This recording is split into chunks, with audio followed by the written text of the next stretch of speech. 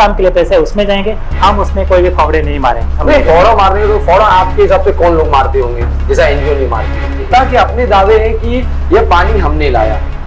पहली बात तो नेता का काम क्या है, जब वो चुन के आता है। मैं नाम ले लेता हूँ, समीक्षा चक्रे कह रही है पानी मैंने लाया, समाजवादी कह रही है मैंने लाया, और कांग्रेस के अभी यहाँ एक हमने इंटरव्यू किया है वसंत कुमार का, वो एक अपना दिखा रहे, बोले हमने लाया।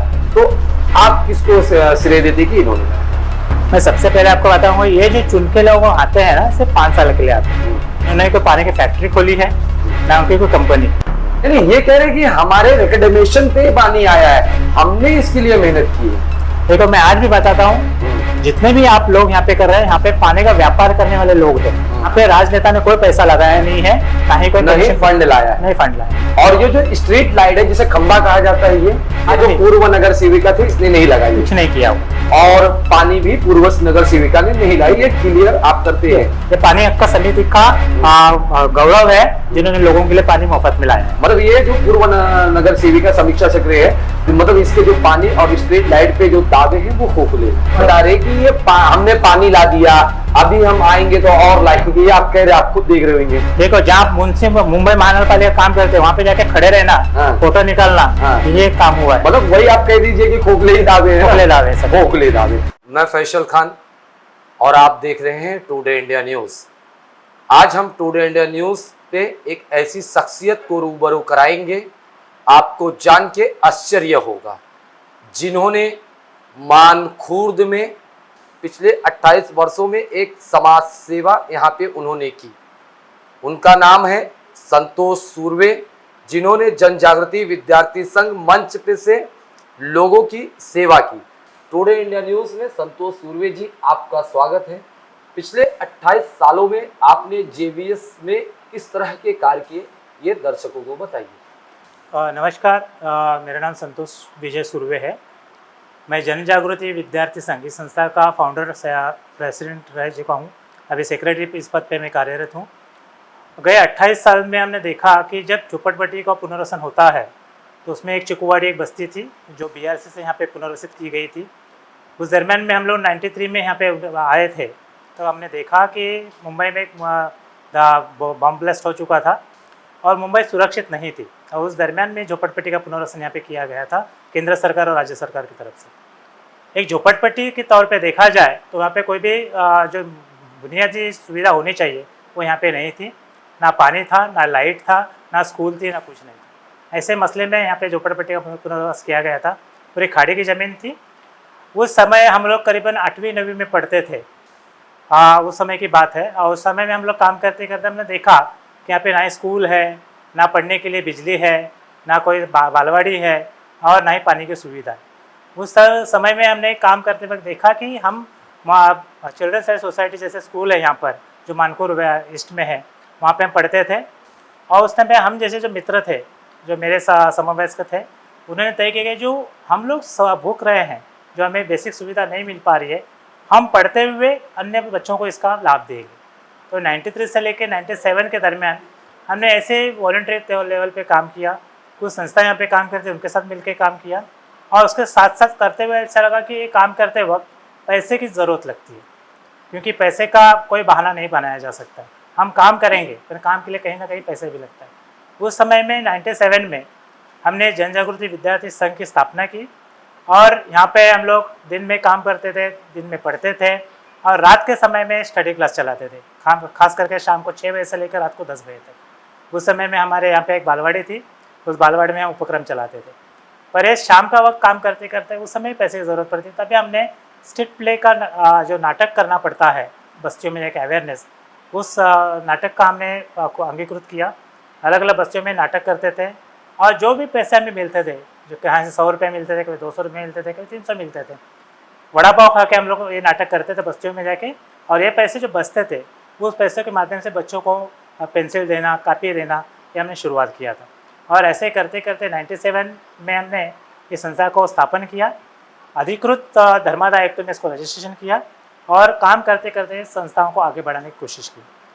आपको पता है पैसा आज मांगना किसी के पास बहुत दिक्कत हो चुकी है, पैसे आसानी से वो देता नहीं है। तो उसके लिए हम काम करते थे अलग अलग संस्थाओं में काम करते थे, अलग अलग संस्थाओं के लिए काम करते थे। जो पैसे हमें मिलते थे उसके माध्यम से हम अपने बस्ती में एक विकास की नीति हम चलाते थे। उसमें नॉन फॉर्मल एजुकेशन, क्योंकि स्कूल लंबा है हमारे पास, वहाँ पे बच्चे नहीं जाते थे, इसलिए यहाँ पे जो स्कूल में बच्चे नहीं जाते उसको नॉन फॉर्मल एजुकेशन बोल के हम पढ़ाते थे। और उसके साथ साथ मुंबई महानगर पालिका के जो आजू बाजू में स्कूल्स है वहाँ पे बच्चों को हम चौथी पाँचवीं, अभी तो उम्र का दाखिला मांगा जाता है, तो उस समय में उम्र का दाखिला नहीं था, कान के पास हाथ लगाओ तो वो बच्चा पास हो जाता था और स्कूल में दाखिला किया जा सकता था। उस समय में सब पढ़ाया जाता था और मुंबई महानगर पालिका से हमने काम किया जोड़ के। ये ऐसे करते करके 2000 साल आ गया और यहाँ पे पता चला कि हम लोग शाम के टाइम में क्लास चला रहे हैं, दिन में नाटक कर रहे हैं, काम कर रहे हैं कहीं पे, और ये पैसा थोड़ा सा कम पड़ लग रहा था अभी, क्योंकि बच्चे बढ़ रहे थे, ज़रूरतें ज़्यादा हो रही थी। उस समय में हमने फिर थोड़ा सा और काम किया। शनिवार संडे हम यहाँ पे बच्चों को, जो हम लोग छोटा छोटा जो मदद करते थे, वो अन्य संस्थाओं से मिलकर पैसा लेकर उनके साथ में कुछ भागीदारी का काम करते हुए बच्चों को स्कॉलरशिप, क्योंकि यहाँ से बच्चों को स्कूल भेजना है, उनको फीस देना है, इसके लिए मदद करने लगे। और ऐसे करते करते 2002 एक समय आया जहाँ पे गवर्नमेंट ऑफ महाराष्ट्र और महाराष्ट्र सरकार की तरफ से सर्व शिक्षा अभियान का उगम वहाँ पे हुआ। और उसमें कहानी थी एक कि उसमें पब्लिक पार्टनरशिप होनी चाहिए थी, सामाजिक तौर पे जैसे एनजीओ काम करती है उसमें उनका सहभाग होना था, पालक जो है जो घर में रहते हैं उनका उसमें सहभाग करना था। तो मुंबई महानगर पालिका ने जन जागृति विद्यार्थी संघ को पूछा कि ये जाने जागृति आप कर रहे हैं, फ्री में कर रहे हैं, क्यों ना आप हमारे लिए काम करते हैं। तो सर्व शिक्षा अभियान एक पहला माध्यम रहा जो हम गवर्नमेंट के साथ मिलकर काम करने लगे, और उसमें हमने पथनाट्य करते हुए, लोगों की मीटिंग करते हुए, ये स्कूल हमारी है, ये स्कूल मेरी है, ये पालकों में और बच्चों में उसका अंगीकृत करने के लिए हमने पुरस्कृत किया। और आप देखते होंगे कि आज स्कूल का जो ढांचा है कहीं ना कहीं विकसित हुआ है, स्कूल अच्छी बनी है, कहीं ना कहीं अच्छा स्कूल में बच्चे महानगर पालिका स्कूल में पढ़ रहे हैं, उसमें हम लोग उसमें हमारा ज़्यादा हिस्सा रहा। अभी हम 2002 से लेकर जो काम कर रहे थे 2006 तक, उसमें मुंबई महानगर पालिका ने और एक कदम आगे बढ़ाया कि उनको बच्चे नहीं मिल पाते थे स्कूल में जाने के लिए। तो उस समय में जन जागृति विद्यार्थी संघ ऐसे संस्था है जो छोटे छोटे स्लम में काम करता है। जैसे हम लोग देखते हैं कि मानपुर के मंडाला है, चुकुवाड़ी है, राहुल नगर है, आप जनता नगर की बात कर सकते हैं, साठे नगर की बात, ऐसे बस्तियों में लेकर काम करना शुरुआत किया। और बच्चे को स्कूल तक पहुंचाने का जो ढांचा था महानगर पालिका स्कूल में, उनको हम पहुंचाते थे। वहाँ पे बालवाड़ी हमने चालू किया ताकि पहले बच्चे रोते थे बच्चे स्कूल में जाने के लिए, वो रोए ना, उनको प्रैक्टिस हो जाए, ऐसे हमने बालवाड़ी चालू की। और बालवाड़ी के माध्यम से बच्चे स्कूल में इन्वॉल्व होने लगे, ऐसे हमने काम को शुरुआत की। और आस्ते आस्ते बच्चों के अधिकार क्या है इसके ऊपर हमने काम शुरुआत की। तो आप देखते हैं कि केंद्र सरकार कहती है अन्न वस्त्र निवारा, इसमें हम देखेंगे तो मतलब घर होना चाहिए, खाना होना चाहिए और कपड़े होने चाहिए। पर आज की जो ज़रूरत देखेंगे 2006 से लेकर 2025 में हम आए हैं यहाँ पे, तो यहाँ की ज़रूरत हो कि रोजगार। आज खाना नहीं मिल पा रहा है लोगों को, इसके लिए लोग आ रहे हैं यहाँ पे, खाने की खोज में काम कर रहे हैं, और शिक्षा या मूलभूत अधिकार होते हुए भी शिक्षा नहीं मिल पा रहा है। जैसा कि महाराष्ट्र में जो महाराष्ट्र गवर्नमेंट है, केंद्र गवर्नमेंट है, ये एजुकेशन को लेके एक अवेयरनेस करती है कि शिक्षा से कोई भी वंचित ना रहे, दूर ना रहे, और उनको अच्छी शिक्षा मिलना चाहिए। जैसे कि आप मानखुर्द के अंदर काम कर रहे हैं, तो यहाँ पे नज़दीकी में जो देखा जाए, जैसे महाराष्ट्र नगर में मुंबई पब्लिक स्कूल है गवर्नमेंट का, फिर देवनार में है, फिर ऐसे आगरवाड़ी के अंदर है। पर इनमें ये देखा गया है कि एक ही रूम में दो क्लास बनाई गई है, उनमें टीचर्स की कमी है। वो जो वहाँ पे जो मेन जो अध्यापक होते हैं, जो वहाँ पे टीचर को कंट्रोल करते हैं, तो अच्छे जो पढ़ाई नहीं हो पा रही है, तो उस पर आपने किस तरह का काम किया? सबसे पहली बात तो आपने जो मुद्दा उठाया है, जो आप यहाँ पे बात कर रहे हैं, गवर्नमेंट ऑफ महाराष्ट्र का एक रूल्स है RT, उसमें कहा जाता है कि एक क्लास में 25 से 30 बच्चे होने चाहिए और एक अच्छी अध्यापिका वहाँ पे होनी चाहिए। पर आज की स्थिति में देखा जाए तो स्कूल का विकास में इमारत में हो गया, बिल्डिंग बन गई, पर वहाँ पे जो बेसिक सुविधा होनी चाहिए वहाँ पे नहीं है।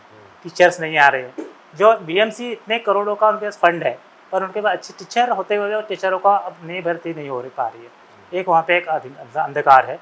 दूसरी बात, आज हम देखेंगे कोविड के बाद, कोविड में प्रैक्टिस हुआ, जो हमको बोलते हैं कि मोबाइल के माध्यम से पढ़ना चाहिए, जो हमको वर्चुअल क्लासेस के बारे में बात हुई, पर ये सब हमारे जैसे गरीब बस्तियों में जिन्होंने ये सुविधा देखी नहीं है, मैंने पहले भी कहा रोजी रोटी का मसला यहाँ पे, तो मोबाइल कहाँ से खरीदेंगे, कहाँ कंप्यूटर पे जाएंगे, कहाँ लैपटॉप पे जाएंगे।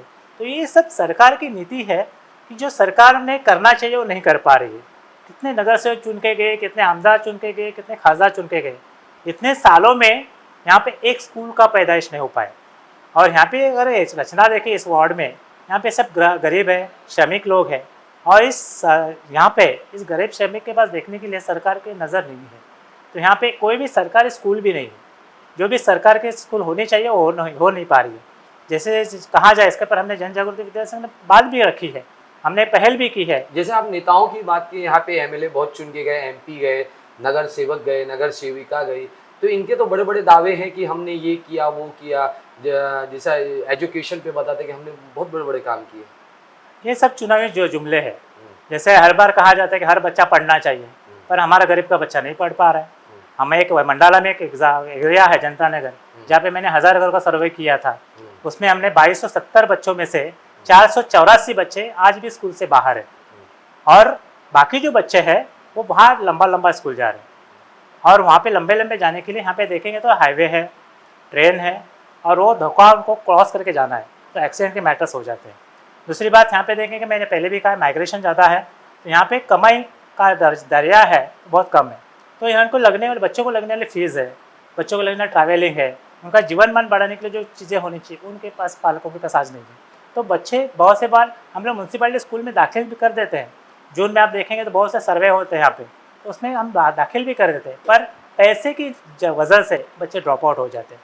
तो मैं सरकार से बहुत बार इसके ऊपर बात कर चुका हूँ। मुख्यमंत्री साहब है अभी के भी और पिछले भी, वहाँ पे एजुकेशन मिनिस्टर है, उनके पास भी हमने दावे किए हैं। मुंबई महानगर पालिका के पास हमने लेटर दिए कि आप विकास का जो आराखड़ा है 2034 में, 2014 से लेकर 34 में, इसमें 4 स्कूल का ढांचा रखा गया, पर आज तक 14 साल निकल गए, पर उसमें एक भी स्कूल का प्रावधान नहीं होना, ये हमारे लिए दुर्भाग्य की बात है।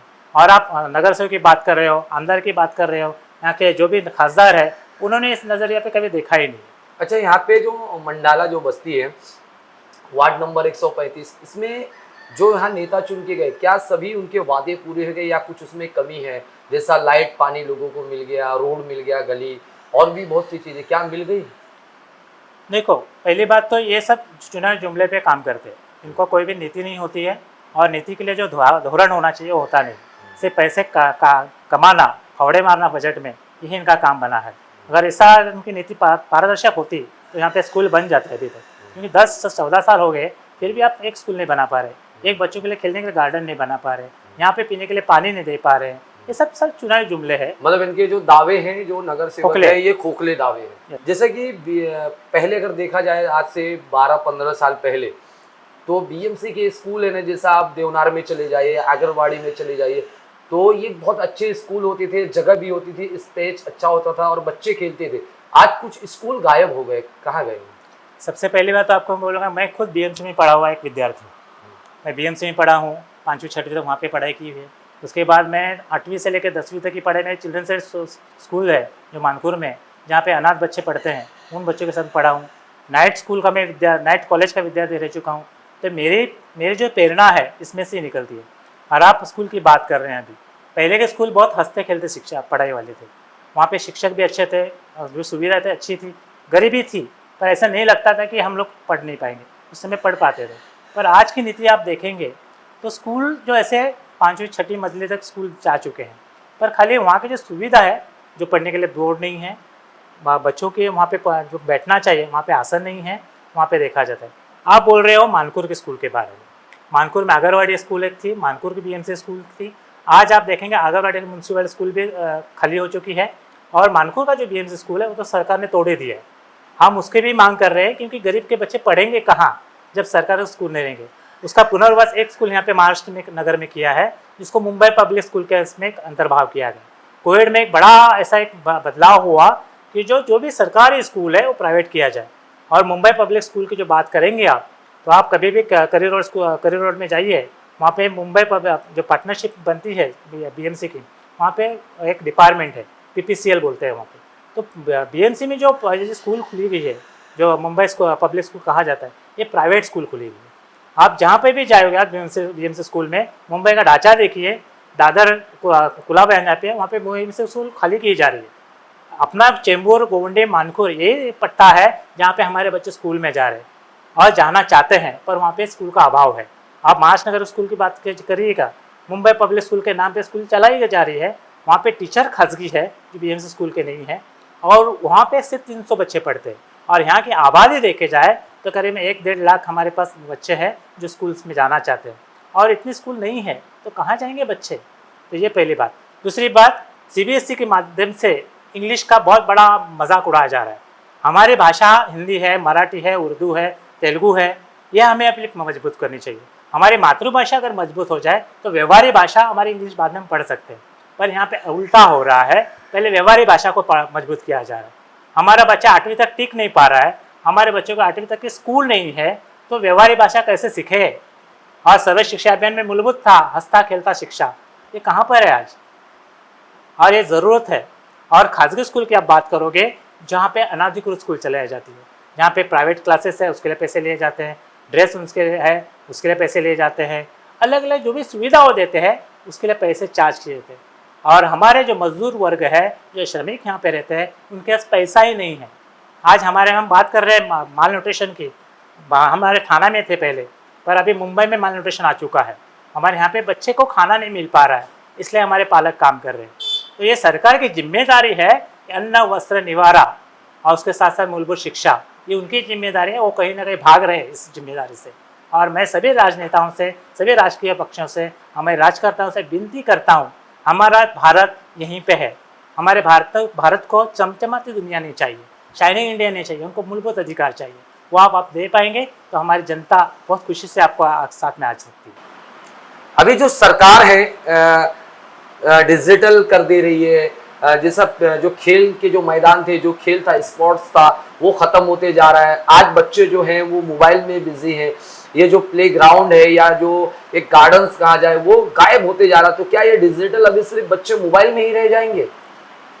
मैंने पहले भी कहा है कि बच्चों को मोबाइल में कवर किया जा रहा है। अभी पढ़ाई मोबाइल में लाई गई है, जो गेम खेलना है मोबाइल में खेल रहे हैं, जो भी दिख रहा है, जो हम डिजिटल की बात कर रहे हैं मोबाइल में दिख रहा है। तो जो सोशल मीडिया है वो मीडिया मोबाइल में आ चुका है। और हम जब बच्चों के अधिकार की बात करते हैं तो बच्चों को अधिकार कहाँ है? स्कूल में है, मैदान में आना चाहिए फिजिकल डेवलपमेंट के लिए, उनको अच्छी खासी खाना मिलना चाहिए, या अच्छी खासी उसको नीति नियमता मिलना चाहिए, जिसको हम लोग मूल्य शिक्षा बोलते हैं, वो यहाँ पे मिलना चाहिए। पर ये कहीं पर भी आज दिखता नहीं है। और आप देख रहे हो कि छोटी बड़ी स्कूल थी वो छोटी छोटी करके मोबाइल में ला गई है, और बच्चे अब मोबाइल के इतने एडिक्ट हो चुके हैं, जो कोई है मोबाइल में देख रहा है। ठीक है, और उस पर भी सरकार है खाना महंगा कर रहा है, पर सोशल मीडिया का जो चीज़ें है वो हफ्ते पे दिया जा रहा है ताकि आप सब वापरो। आप देखेंगे रिलायंस ने क्या किया, पहले 500 रुपये का मोबाइल दिया सभी के हाथ में, आज उसके ऊपर चार्ज आ गए। तो पैसा भराओ और अभी सुविधा लो, इस तरह आदत लगाई जा रही है, पर खाना अच्छे से देने की तैयारी नहीं है। बच्चों के खेलने के लिए मैदान देने की ज़रूरत नहीं, जो मैदान बने हैं वो भी आस्ते से हड़प करने के शिकार बन रहे हैं। और तीसरे, यहाँ पे जो भी हेल्थ सुविधा चाहिए, क्योंकि मोबाइल में बच्चे जब एडिक्ट हो रहे हैं तो बच्चे वहाँ के जुआ का गेम ढूंढ रहे हैं, सोशल मीडिया में गलत क्या हो रहा है वो ढूंढ रहे हैं, पढ़ाई के बारे में ज़्यादा बात नहीं हो रही। और उसमें मैं मेंटल हेल्थ एक बहुत बड़ा एडिक्शन बन चुका है, और उसमें नशा का अधीन ज़्यादा हो रहा है। और आज देख रहे होंगे सोशल मीडिया में भी जो सुपरस्टार्स है वो ज़्यादा एडिक्शन का प्रचार कर रहे हैं, पढ़ाई का कोई प्रचार नहीं कर पा रहे हैं। और उसके लिए सरकार क्या कर रही है? ना कोई हेल्थ सेंटर है हमारे पास, ना कोई काउंसलर सेंटर है, ना स्कूल है, ना मैदान है। और जो बेसिक सुविधा देनी चाहिए उससे हटकर छोटे सुविधा में सबको अटकाया जा रहा है, सबको आकर्षित किया जा रहा है, अच्छे अच्छे बड़े बड़े मोबाइल देकर, अच्छे अच्छे सबको टैब देकर इस पर अटकाया जा रहा है। जैसे कि आपने पानी हक समिति में भी शायद काम किया है, तो मंडाला की बस्ती में जो पानी लाया गया है, जैसा वार्ड नंबर 135 में, किस नेता ने लाया या एनजीओ ने लाया? पहली बात तो सिर्फ मंडाला नहीं बोलूँगा मैं, मुंबई में जितने भी स्लम्स है वहाँ के पानी के बारे में बहुत बड़ा मसला था। पर 2017 में पानी हक का समिति इन्होंने एक केस दायर किया था सुप्रीम कोर्ट में। और जैसे केंद्र सरकार कहती है या हमारा संविधान कहता है अन्न वस्त्र निवार, उसमें पानी भी एक बात है, क्योंकि ये पानी हवा ये मुफ्त में मिलती है, ये तो कहीं निर्माण नहीं की जाती है। पानी भी बारिश की वजह से ज़मीन पे गिर रहा है और वो पानी मुफ्त में लोगों को मिलना चाहिए, उसके लिए कोई चार्ज नहीं होना चाहिए। तो फिर भी पानी के लिए पैसे आज क्यों दिए जा रहे हैं? बहुत से स्लम में पानी का व्यापार होता है। तो सुप्रीम कोर्ट ने ऑर्डर किया कि पानी मुफ्त आती है, हवाएं मुफ्त आती है, तो ये सुविधा महानगर पालिका ने, सरकार ने हमारे सभी नागरिकों को मुफ्त में देनी चाहिए। इसके लिए जितने भी स्लम्स है वहाँ पे पानी की सुविधा जानी चाहिए, और इसके पर पहल पानी हक समिति ने वो केस जीता है, और उसके माध्यम से आगे अलग अलग बस्तियों में, स्लम्स में, जहाँ पे मजदूर रहते हैं, श्रमिक वर्ग रहते हैं, उन लोगों को पानी की सुविधा मुफ्त में मिलने के लिए एक महत्व का कदम पानी हक समिति ने किया था, और उसके वजह से पानी की समस्या उस समय हल हो गई। नेता के अपने दावे हैं कि ये पानी हमने लाया।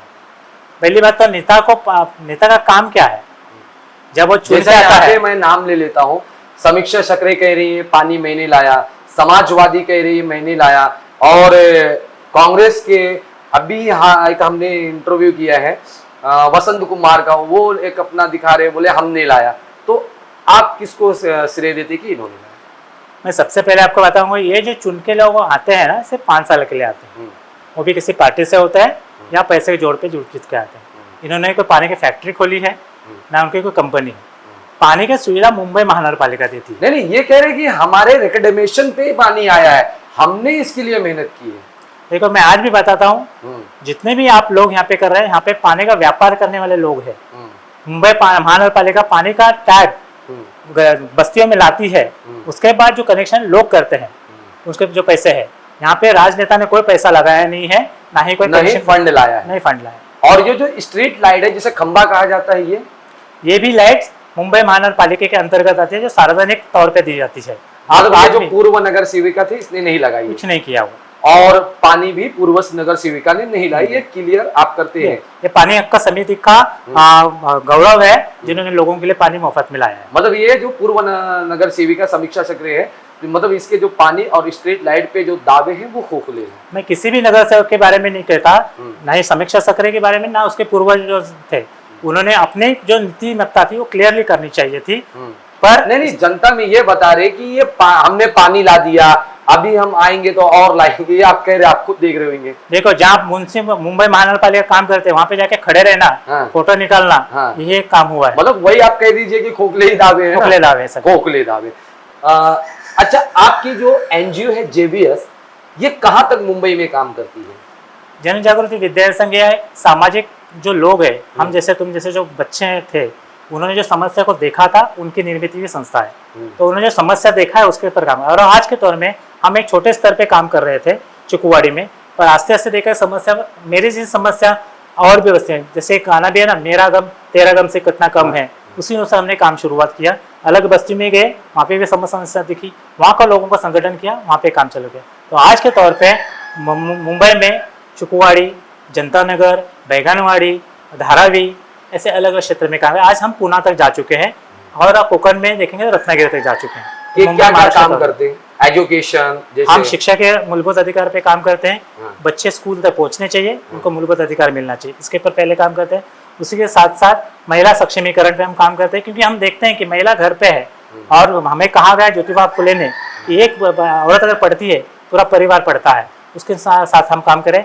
और केंद्र सरकार भी कह रही है कि महिलाओं का आत्म सम्मान बढ़ाना चाहिए, उनको आत्मनिर्भर करना चाहिए। तो हम अलग अलग शिक्षा के माध्यम से हमको पढ़ाते हैं। टेलरिंग कोर्स हमारे पास है, ब्यूटी पार्लर कोर्स है, मोटर ड्राइविंग कोर्स हम कराते हैं। हमारे पास जो लड़कियां पढ़ी नहीं, जब उनकी शादी जल्दी हुई, आज औरत बन गई है, उनको भी हम 10वीं एग्जाम पर दिला रहे हैं। तो ऐसे भी हम शिक्षा यहाँ पे दे रहे हैं, कंप्यूटर एजुकेशन दे रहे हैं उनको, ताकि सभी सुविधा के साथ उनका सम्मान बढ़े, और उसके साथ साथ पूरे बस्ती का विकास हो करे। ये उनके सहभाग से यहाँ पे बढ़ रहा है। उसी तरह आप गाँव में जाएंगे तो पानी के मसले पे हम काम कर रहे हैं। झड़पी के जो स्कूल है, गांव में जाएंगे, पूना में जाएंगे, रत्नागिरी में जाएंगे, सिंधुदुर्ग में जाएंगे, तो ये जो स्कूल है बहुत शहर से लंबे है, और वहाँ तक सरकार की सुविधा पहुँचती नहीं है।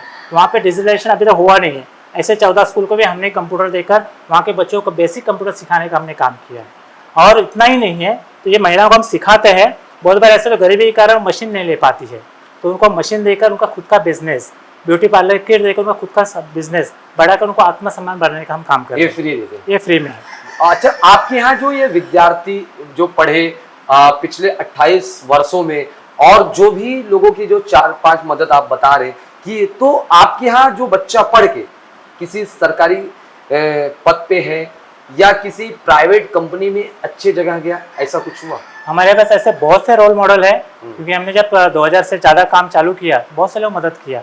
अभी वो बच्चे हमें आके पूछते हैं, सर आपकी मदद से हम पढ़ पाए। तो मेरे एग्जाम्पल है, मैंने चाइल्ड लाइन में भी काम कर चुका हूँ, उधर 14 बच्चे कोई गोदरेज में काम पे है, कोई सरकारी इसमें काम पे है।